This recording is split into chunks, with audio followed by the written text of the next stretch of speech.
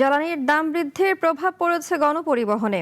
আজ থেকে কার্যকর হয়েছে নতুন ভাড়া। আন্তঃজেলা ও দূরপাল্লার বিভিন্ন রুটে বাস ভাড়া বাড়ানো হয়েছে। কোন রুটে কত ভাড়া নির্ধারণ করা হয়েছে এবং নগর পরিবহনে কি পরিবর্তন এসেছে জানবো ডেস্ক রিপোর্টে। জ্বালানির মূল্য বৃদ্ধির প্রেক্ষাপটে দেশজুড়ে গণপরিবহনের ভাড়া বাড়ানো হয়েছে। আজ থেকে নতুন এই ভাড়া কার্যকর হয়েছে, যা প্রভাব ফেলছে আন্তঃজেলা, দূরপাল্লা এবং মহানগরীর বাস চলাচলে।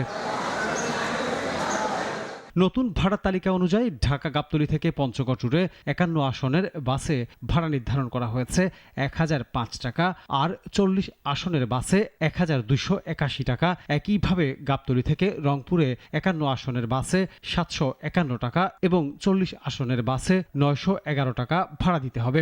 দিনাজপুর রুটে ৫১ আসনের বাসে ভাড়া ৯৭৪ টাকা এবং ৪০ আসনের বাসে ১,২৪১ টাকা নির্ধারণ করা হয়েছে। অন্যদিকে সায়দাবাদ থেকে চট্টগ্রাম রুটে ৫১ আসনের বাসে ভাড়া ৭০৪ টাকা এবং ৪০ আসনের বাসে ৫৫২ টাকা নির্ধারণ করা হয়েছে। কক্সবাজার রুটে ৫১ আসনের বাসে ৯০০ টাকা এবং ৪০ আসনের বাসে ১,১৪৭ টাকা ভাড়া ধার্য করা হয়েছে।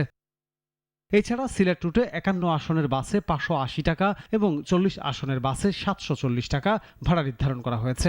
বরিশাল রুটে ৫১ আসনে বাসে ৪৬৪ টাকা এবং ৪০ আসনের বাসে ৫৯২ টাকা। খুলনা রুটে ৫১ আসনের বাসে ৫৪১ টাকা এবং ৪০ আসনের বাসে ৬৯০ টাকা ভাড়া দিতে হবে।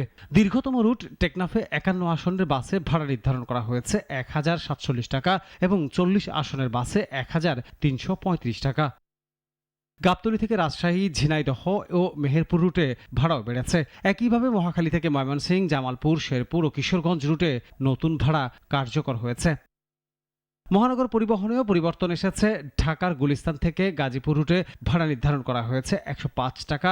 চিড়িয়াখানা থেকে কেরানীগঞ্জ রুটে ভাড়া ৫৩ টাকা। চট্টগ্রাম মহানগরীতেও কালুরঘাট থেকে নিউ মার্কেট ৩৫ টাকা এবং নিউ মার্কেট থেকে বিমানবন্দর রুটে ৪৭ টাকা নির্ধারণ করা হয়েছে। দূরপাল্লার বাসের ক্ষেত্রে প্রতি কিলোমিটার ভাড়া ২ টাকা ২৩ পয়সা নির্ধারণ করা হয়েছে। ৫১ আসনের বাসের জন্য আসন কমে ৪০ হলে ভাড়া আনুপাতিক হারে বাড়বে। বিশ্ববাজারে জ্বালানির দাম বৃদ্ধির কারণে গত ১৮ এপ্রিল দেশে ডিজেল, কেরোসিন, অকটেল ও পেট্রোলের দাম সমন্বয় করা হয়। ডেস্ক রিপোর্ট, নাগরিক।